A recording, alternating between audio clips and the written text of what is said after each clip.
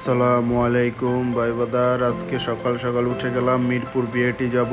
7:40-এ আমি এখানে আসছি, তারা 8:45-এ আসছে এখানে। তাহলে চিন্তা করেন কতক্ষণ আমি বসেছিলাম। আচ্ছা যাই হোক, তারপরে ওনারা আসলো, আসার পরে আল্লাহর নাম নিয়ে রওনা দিলাম। আপনাদের দোয়ায় মিরপুর বিআইটি গেলাম। রাস্তাঘাট খুব সুন্দর ছিল, ওয়েদারটা খুব চমৎকার ছিল। তারপরে আমি টঙ্গী থেকে পাঠাও নিয়ে নিছি, ওনারা ও বাইক নিয়ে চলে গেছে, আমি পাঠাও দিয়ে মিরপুর চলে গেলাম। যাওয়ার পরে খুব হয়রানি হয়েছি, খুব ঝামেলা, কত কিছু লাগে, কত ঝামেলা। তারপরে মোটর সাইকেলের যে বাইকটা ছিল খুব অমায়িক মানুষ ছিল, তার সাথে কথা বলতে বলতে হাসি ঠাট্টা করতে করতে চলে গেলাম মিরপুর বিআরটি। বিআরটি যাওয়ার পর বিআরটি রোডটা মোটামুটি ভালো ছিল, যেহেতু দিয়াবাড়ি দিয়ে গেছি। এই যে দিয়াবাড়ি মেট্রো রেল দেখতে এই মেট্রো রেলের নিচে দিয়ে গেছি। চমৎকার রোড, রাস্তাঘাট খুব ভালো ছিল, ফ্রি ছিল, কোনো ঝামেলা হয়নি আল্লাহর রহমতে। সহি সালামত গিয়েছি। বাকিটা আপনারা দেখেন, উপভোগ করুন। আর সবাই আমার পেজটাকে ফলো দিবেন, লাইক দিবেন, কমেন্ট করবেন। আমিও আপনাদের পাশে থাকবো ইনশাল্লাহ।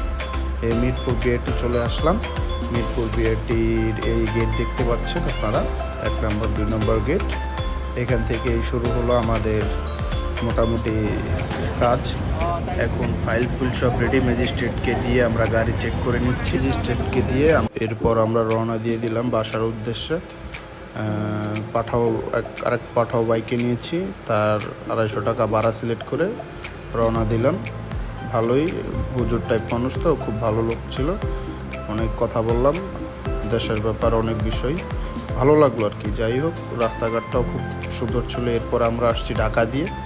আমরা আর দিয়াবাড়ি দিয়ে আসিনি, আমরা ডাইরেক্ট ঢাকা দিয়ে আসছি এয়ারপোর্টের সামনে দিয়ে। যাই হোক, নিজ এলাকায় ঢুকে দেখি অঝোর ধারায় বৃষ্টি নামছে। যাই হোক, বৃষ্টিতে ভিজলাম, খুব ভালো লাগছে, ওয়েদারটা চমৎকার ছিল। এখন কি জ্বর আসবে না তা বলতে পারি না, সবাই দোয়া করবেন। আর আমি নতুন ব্লগ করি, আমাকে সবাই সাপোর্ট করবেন। ধন্যবাদ।